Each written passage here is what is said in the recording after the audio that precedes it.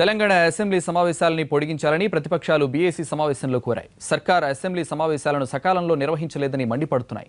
ప్రజా సమస్యలు ఎక్కువ ఉన్నా తక్కువ సమయంలో సెషన్ను ముగించేందుకు చూస్తోందని అన్నారు కాంగ్రెస్ సీనియర్ నేత డీకే అరుణ. ఆదివారం సభ నిర్వహించడంపై అభ్యంతరం తెలిపారు డీకే అరుణ. తాము చెప్పిందే వినాలన్న నియంతృత్వ ధోరణితో ప్రభుత్వం వ్యవహరిస్తోందని ఆరోపించారు CPI floor leader Ravindra Kumar. కాబట్టి మేము ఏమైనా చేయొచ్చు అనేటటువంటి తీరు ఈరోజు అధికార పక్షం నుంచి కనపడతా ఉంది. సో ఇది సరైనది కాదు. ప్రజా సమస్యలు అనేకంగా ఉన్నాయి.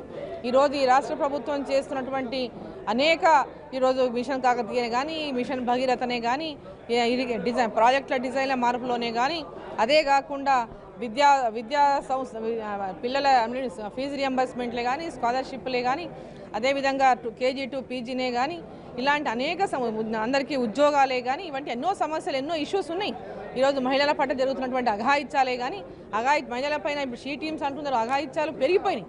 నంబర్ ఆఫ్ కేసెస్ అప్పటికంటే ఇప్పుడు చాలా పెరిగిపోయినాయి. సో ఇవన్నిటిని కూడా దృష్టిలో ఉంచుకొని ఈ యొక్క సభా సమయాన్ని అంతా కూడా, అంటే మేము సండేనే నిర్వహించడానికి సిద్ధంగా ఉన్నామంటే సండే నిర్వహించాల్సినటువంటి అవసరమే ఉన్నది.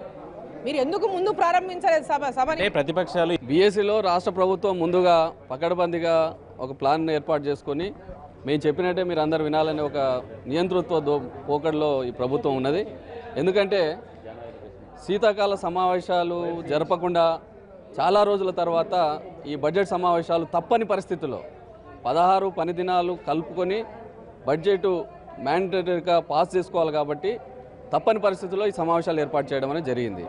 మార్చి 10 నాడు మొదలైంది, 29తో క్లోజ్ కావాలి. అందులో ఆదివారాలు ఇతర రోజులు కూడా అన్నీ కూడా కలుపుకొని 16 రోజులు తప్పనిసరి. కాబట్టి 16 రోజులు పెట్టుకొని ఏదో శాసనసభ సమావేశాలు